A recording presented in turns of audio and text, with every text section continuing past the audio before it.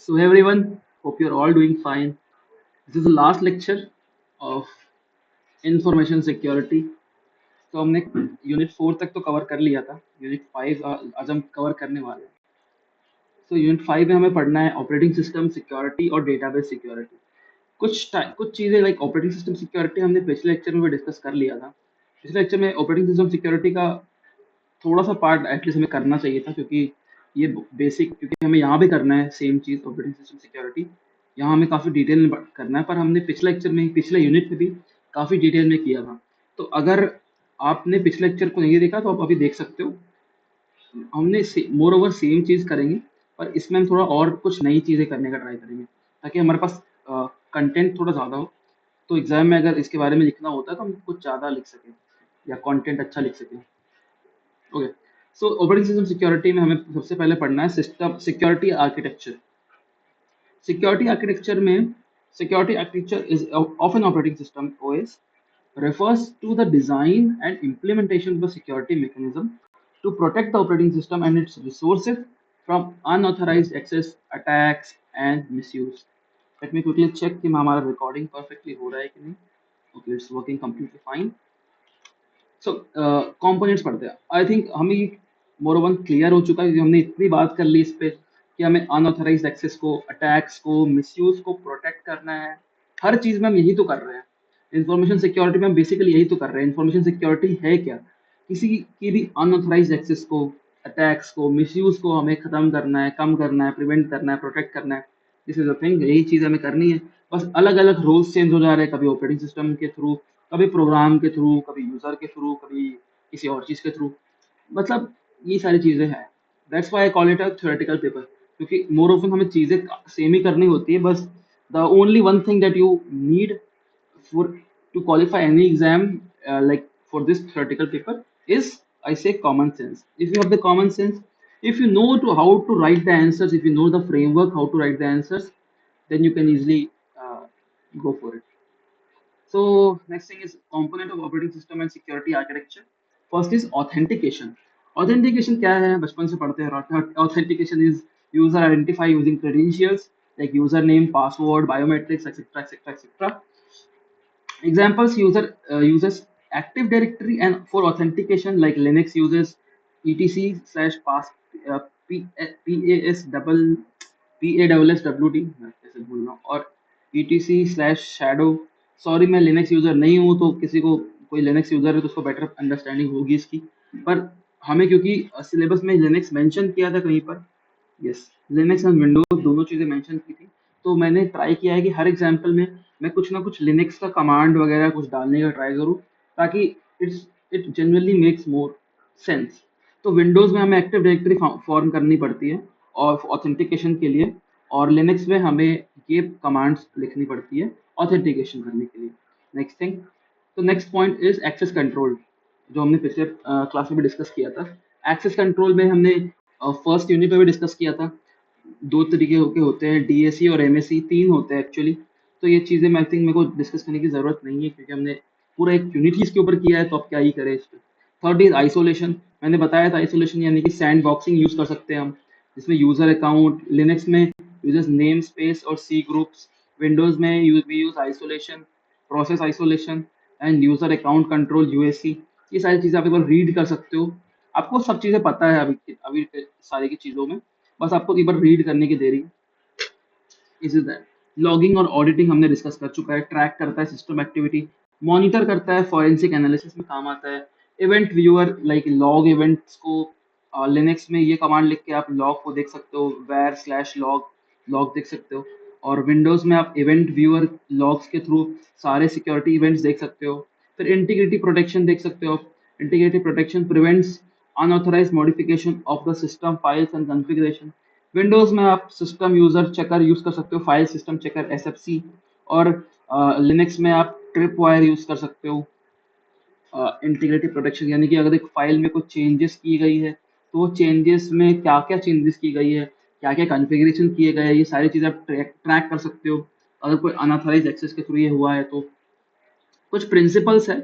ये प्रिंसिपल्स यहाँ होंगे, पर indentation issue, sorry for that. So least privilege and defence in depth, ये भी हमने डिस्कस कर चुके हैं. लीस्ट प्रिविलेज मीन्स वो प्रोसेस जिसमें only get a minimum access needed, like running a web server as a non root, like अगर कोई भी वेब सर्वर हम एक नॉन रूट की तरह इतना कॉम्प्लेक्स जाओगे, मैं सिंपल बोलता हूँ कि एक ऐसा प्रोसेस को आपको प्रिविलेज देना है, एक ऐसा प्रोसेस आपको एग्जीक्यूट करना है जिसका कोई मतलब मिनिमम नीडेड हो, मिनिमम एक्सेस का मिनिमम नीड हो।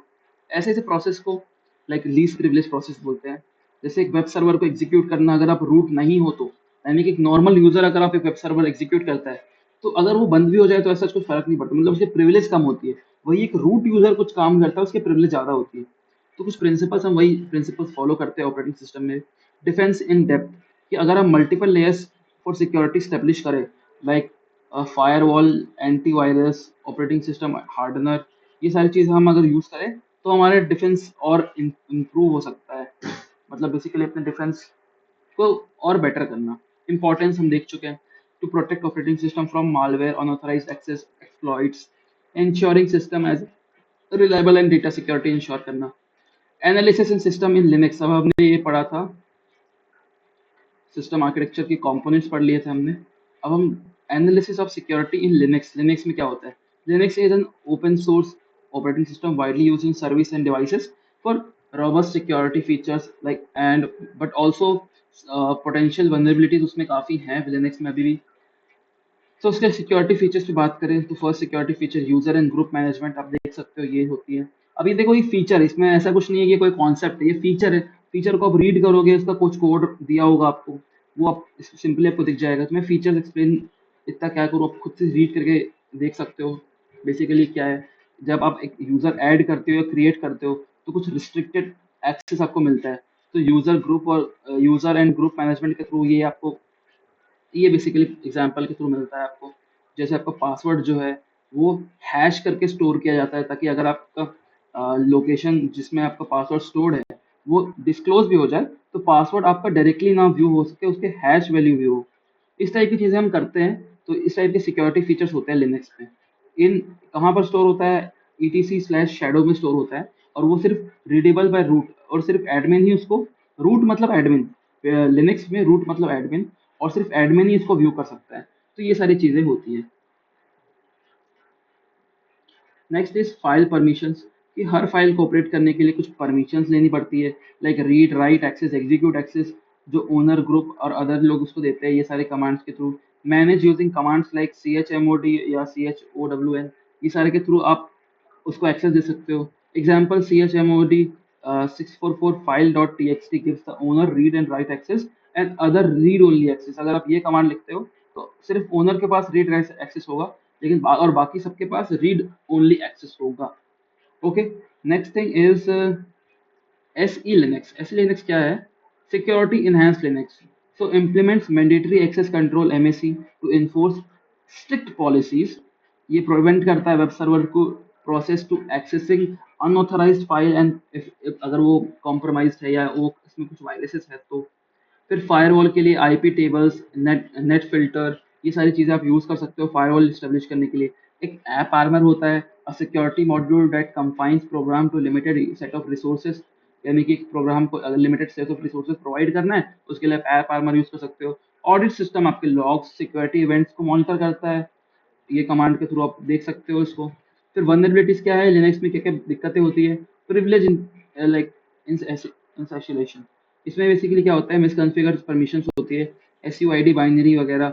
अगर अटैकर्स को रूट एक्सेस मिल सकता है इसके थ्रू, प्रिविलेज इंसैचुरेशन के थ्रू, इनकैल्कुलेशन।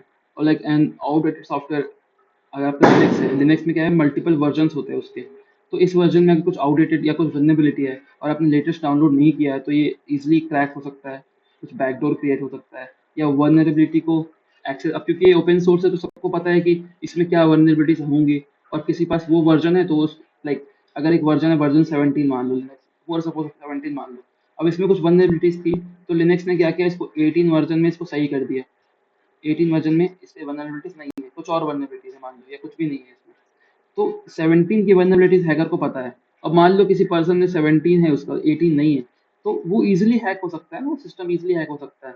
सिस्टम को लग रहा है कि यूजर को लग रहा है वो परफेक्ट है, वो 17 में परफेक्ट है, और क्या पता 18 19 20 ऑलरेडी बन चुके हैं। तो आउटडेटेड सॉफ्टवेयर का काफ़ी बड़ा दिक्कत होता है लिनक्स में, क्योंकि इतने सारी चीज़ें उसमें हैं, अपडेट्स है, इतने सारे अपडेट्स फ्रीक्वेंट आते रहते हैं, वनरेबिलिटीज फाइंड आउट होती रहती है।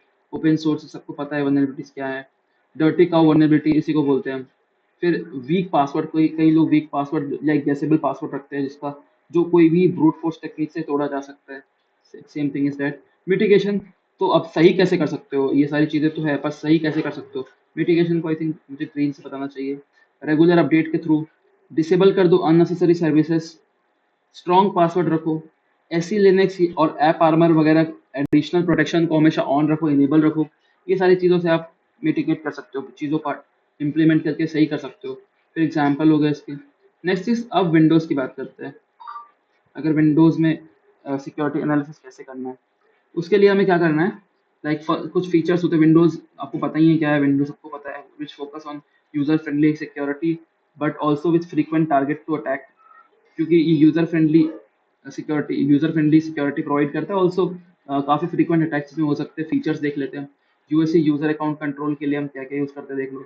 Active directory, centralised management, user permission, enterprise environment. Windows Defender, ये मैं बात कर रहा था एंटीवायरस की जगह। विंडोज डिफेंडर जो होता है विंडोज में बिल्ट इन एंटीवायरस होता है, built in antivirus, anti malware protection. आपको किसी भी एंटीवायरस की जरूरत नहीं है, विंडोज के पास उनका खुद का एंटीवायरस सॉफ्टवेयर है, जिसको बोलते हैं विंडोज डिफेंडर। ये सारी फीचर्स है विंडोज के, जो उसको लाइक सिक्योरिटी फीचर्स है विंडोज के। फिर बिट लॉकर होता है, बिट लॉकर से आप कोई भी फाइल, सबने यूज किया होगा एक टाइम पे, बिट लॉकर काफी ट्रेंड पे था 2020-21 के टाइम। इसमें अपने अगर ensures data isn't on a stolen laptop cannot be accessed without encryption key। BitLocker में बेसिकली आपके पास एक इंक्रिप्शन की होती है, बिना इस इंक्रिप्शन की के आपका लैपटॉप में जो भी आपकी कुछ फाइल्स है उसको कोई भी खोल सकता है बिना इंक्रिप्शन की के। ये सारी चीज़ें थी BitLocker में। Next is access control list, कौन कौन यूज़र क्या क्या डायरेक्टरी एक्सेस कर सकता है, उसकी पूरी आप डिसाइड कर सकते हो। इवेंट व्यूअर, वही अपने लॉग को व्यू करने के लिए क्या क्या हो रहा है उसमें। वल्नरेबिलिटीज क्या है विंडोज़ में, लाइक मालवेयर इजीली आ जाता है। तो वानाक्राई, मैंने क्या बोला था, वानाक्राई है क्या, एक वर्म है, याद करो पिछले लेक्चर में डिस्कस किया था। वानाक्राई वर्म, ये सारे वल्नरेबिलिटीज इसमें आ सकते हैं। Unpatch system, failure of applying updates, update नहीं आने पे, मिसिंग पैचेस के थ्रू भी, लाइक हाइव नाइटमेयर वल्नरेबिलिटी, ये एक वल्नरेबिलिटी है जो इसमें विंडोज़ में थी, ये इसका कोड है। फिर वी कॉन्फ़िगरेशन डिफ़ॉल्ट सेटिंग में lead to services like RDP, remote desktop protocol, यानी कि कोई भी एक्सपोज कर सकता है। यानी कि मान लो ये मेरा पीसी, आप जिसमें देख रहे हो ये पीसी, अब आप में से ही कोई मेरे पीसी को एक्सेस कर सकता है, अगर मैंने इसमें कोई डिफ़ॉल्ट सेटिंग पे सेट किया हुआ है, या कुछ ऐसी सेटिंग कर दी जिसमें कि कोई भी किसी के पास भी मेरा रिमोट डेस्कटॉप प्रोटोकॉल एक्सेस हो जाए, एक्सपोज हो जाए, तो कोई भी मेरा सिस्टम को रिमोटली एक्सेस कर सकता है कहीं से भी, ऑल ओवर द वर्ल्ड कहीं से भी एक्सेस कर सकता है। ये सारी प्रॉब्लम्स है विंडोज़ में। अब इसको सॉल्व कैसे करेंगे, अगेन सॉल्व करने के लिए मैं ग्रीन कलर यूज़ कर सकता हूँ। इनेबल ऑटोमेटिक अपडेट्स विंडोज़ में, ठीक है, जैसे मेरे सिस्टम देखो अभी कम्प्लीटली अपडेटेड है। एक battery issue, okay. Strong password रखो, एमएफए अपडेट, एनएफए में active directory multi factor authentication हमेशा यूज़ करो। अनयूज्ड सर्विसेज को बंद रखो। विंडोज़ डिफेंडर फायरवॉल को अ, हमेशा इनेबल रखो ताकि वो अनऑथराइज ट्रैफिक को ब्लॉक कर सके। दिस इज एग्जांपल, आप देख सकते हो। नेक्स्ट पार्ट इज डीबीएमएस या डेटाबेस, डीबीएमएस डेटाबेस सिक्योरिटी। उसमें सिक्योरिटी आर्किटेक्चर में पढ़ना है। Database security architecture refers to the design and implement of the security mechanism to protect database from unauthorized access, data breaches and attacks। ये सारी चीज़ों से protect करता है हम लोग को। ओके, सो ऑथेंटिकेशन, ऑथराइजेशन, इंक्रिप्शन, ये चीज़ हमें पता है। ऑथेंटिकेशन मीन्स सिर्फ वेरीफाइड आइडेंटिटी यूजर ही उसको डेटाबेस को एक्सेस कर सकते हैं। ऑथराइजेशन मीन्स अब वो कौन कौन सी चीज़, like user can do select, insert, update, delete, ये यूजर कर सकता है। यूजर किसी चीज़ को, लाइक किसी यूजर को डिलीट नहीं कर सकता, डिलीट किसी रिकॉर्ड को कर सकता है। आप ऐसे समझो, जो एडमिन होता है वो ग्रांट कर सकता है किसी को क्या क्या कंट्रोल्स देने हैं, किस यूजर को क्या कंट्रोल देने हैं। ये एसक्यूएल में ये सारी चीज़ें ग्रांट कर सकता है एडमिन, जो डीबीए होता है, डेटाबेस एडमिनिस्ट्रेटर। लेकिन जो यूजर होते हैं, नॉर्मल यूजर, वो रिकॉर्ड्स को सिलेक्ट, इंसर्ट, अपडेट, डिलीट कर सकते हैं। तो किसको क्या एक्सेस देना है, वो सब चीज़ें ऑथराइजेशन में आती है। ऑथेंटिकेशन में कौन यूजर वो कर रहा है, आइडेंटिफाई करना यूजर कौन सा टेबल को एक्सेस कर रहा है, ऑथेंटिकेशन इसमें क्या होता है, user name password authentication. Oracle support में लाइक एलडीएपी यूज होता है, इंटीग्रेशन, जिसमें ऑथेंटिकेशन सपोर्ट करते हैं। ऑथराइजेशन में कौन क्या एक्सेस कर रहा है, कौन किसको ग्रांट मिल रहा है वो देख सकते हैं। इंक्रिप्शन में हम basically transparent data encryption TD use कर सकते हैं, टीएलएस यूज कर सकते हैं इंक्रिप्ट करने के लिए डेटा को। एक्सेस कंट्रोल में हम आरबैक जैसे बताया था, role based access control use कर सकते हैं, या virtual private database BDP use कर सकते हैं, ताकि हमें एक्सेस कंट्रोल हम लिमिटेड कर सके, यूजर कौन कौन से रोल्स है उसको उसके हिसाब से हम डेटाबेस को डिवाइड कर सकें। ऑडिटिंग आपको पता है सब कुछ को ट्रैक कर सके, सारे एक्टिविटीज को डिटेक्ट करना, सस्पिशियस बिहेवियर, ये सारी चीजें हम ट्रैक कर सके। एकदम से डेटा में कुछ इशू आ गया या कोई एसक्यूएल रिजेक्शन हो गया तो सब चीजें ट्रैक से हम कुछ भी हमें सस्पिशियस लगता है तो हम उसे ट्रैक कर सकते हैं। Like PostgreSQL logs all queries if auditing is enabled. अगर हम ऑडिटिंग इनेबल करते हैं इस डेटाबेस डीबीएमएस में, इस डेटाबेस में पोस्ट ग्रीसक्यूएल में अगर हम ऑडिटिंग इनेबल करते हैं तो सारे के सारे मतलब क्वेरीज को हमेशा स्टोर करके रखते हैं, लॉक करके रखते हैं, ताकि हम उससे स्टोर करके उसको एनालाइज कर सकते हैं। फिर बैकअप रिकवरी भी बहुत इंपॉर्टेंट है। Like data is stored after breach. अगर इन केस कभी ब्रीच हो गया, कभी कोई फेलियर हो गया तो डेटा हमारा हमेशा बैकअप में स्टोर्ड रहे, उसे हम रिकवर कर सके। रेगुलर बैकअप्स इन माई सीक्वल डंप नाम से, ये हमेशा माई सीक्वल अपने आप में रेगुलर बैकअप्स करता रहता है माई सीक्वल डंप के नाम से। ये भी काफ़ी इंपॉर्टेंट चीज़ थी बैकअप रिकवरी डेटाबेस में। इंपॉर्टेंस क्या है, protect sensitive data, ensures compliance and regular, ये सारी चीज़ें। फिर एंटरप्राइज सिक्योरिटी हमने पिछले क्लास में डिस्कस किया था। सेंट्रलाइज ऑथेंटिकेशन होना चाहिए, ठीक है, यानी कि Oracle database can authenticate user by like Kerberos, इस टाइप एक सॉफ्टवेयर या मल्टीपल सॉफ्टवेयर होते हैं यार ओरेकल डेटाबेस के, या जो भी यूजर आते हैं उसके ऑथेंटिकेशन के लिए मल्टीपल लाइक एलडीपी हमने ऊपर पढ़ा था, एक्टिव डायरेक्टरी, ये सारी चीज़ें ऑथेंटिकेशन में हेल्प करती है। डेटा मास्किंग, इस सेंसिटिव डेटा को हम नॉन प्रिविलेज यूजर को अगर प्रोवाइड करना है तो बेटर रहेगा उसे हम मास्क करके प्रोवाइड करें। लाइक आप देखा होगा ऑथेंटिकेशन के लिए जब हम ऑथेंटिकेशन करते हैं तो लास्ट में पूरे नंबर ऐसे एक्सेस एक्स लिखे रहते हैं और लास्ट में नंबर दिखता है आपको, जो भी नंबर आपको लास्ट में तब कंफर्म कर सकते हो ये आपका नंबर है, और ये मास्क रहता है। तो ये एंटरप्राइज में यूज होता है सिक्योरिटी के लिए। नेटवर्क सिक्योरिटी आपको पता था, वीपीएन यूज कर सकते हैं हम, विलायंस, आइसोलेट डेटाबेस सर्वर, सारी चीज़ें पैच कर सकते हैं, रेगुलर अपडेट यूज कर सकते हैं, मॉनिटर कर सकते हैं, थ्रेट डिटेक्शन कर सकते हैं। एग्जाम्पल देख लो, इंपॉर्टेंस देख लो।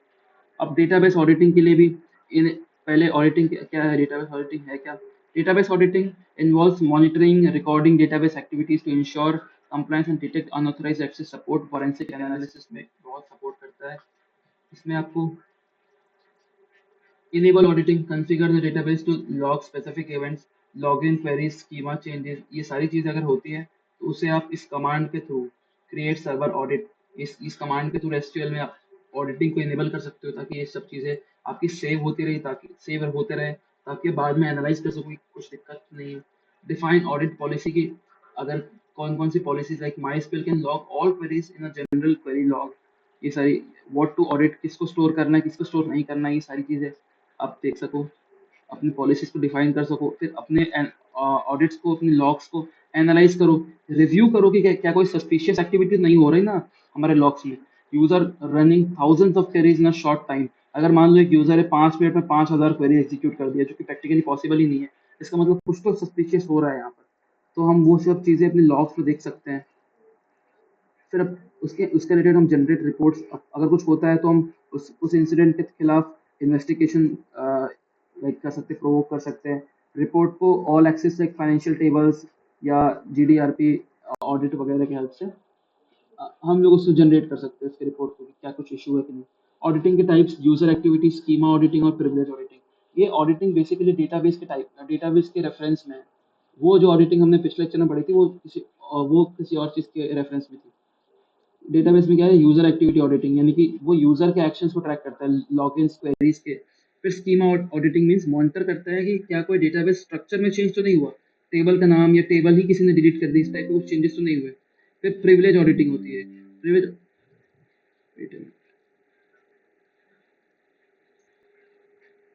ओके, सो स्कीमा ऑडिटिंग मींस मॉनिटर करते हैं कोई डेटाबेस के स्ट्रक्चर में कोई चेंज तो नहीं हुआ। प्रिविलेज ऑडिटिंग मींस कि अगर हम किसी यूजर को हम कोई प्रिविलेज दे रहे हैं, लाइक ग्रांट और रिवोक दे रहे हैं, कोई राइट दे रहे हैं या कोई राइट ले रहे हैं उससे, तो उसे ट्रैक करना कि यार कौन से एडमिन ने कौन से यूजर को क्या चेंजेस किए, ये सारी चीज़ें ट्रैक करते हैं ऑडिटिंग में। यूजर का, स्कीमा का, प्रिविलेज ऑडिटिंग, सारी चीज़ें हम डेटाबेस में ट्रैक करते हैं। The thing is like that. और उसके बाद हमने एग्जाम्पल भी देख लिया, लाइक आप एक ऑडिट कर रहे हो PostgreSQL में, तो आप जो भी चीज़ें करते हो, रिस्ट्रिक्टेड टेबल्स या इंडिकेटिंग पोटेंशियल इनसाइडर थ्रेड, ये सब चीज़ें PostgreSQL खुद बताता है। फिर इम्पोर्टेंस क्या है, इसकी इम्पोर्टेंस है ये सारी चीज़ें, ब्ला ब्ला ब्ला, सिक्योरिटी ऑडिटिंग डेटा एक्सेस रहता है, ये सारी चीज़ें। तो इसके साथ साथ हमने पूरी चीज़ें कवर कर ली हैं यहाँ पर। यूनिट 4 यूनिट 5 हमने पूरे कवर कर लिए हैं। Hope you all like the video. आपको पसंद आया तो प्लीज़ कमेंट करो कि क्या आपको पसंद आया या क्या चेंजेस इसमें हम कर सकते हैं। नेक्स्ट यूनिट जो हम पढ़ाने वाले हैं उसमें हम क्या बेटर कर सकते हैं। आर्टिफिशियल इंटेलिजेंस, वेरी इंपॉर्टेंट या वेरी इंटरेस्टिंग टॉपिक, ये हम नेक्स्ट कवर करेंगे। So this is the thing. Hope you all like the series, hope you all like the video, and thank you for investing your time, and have a nice day.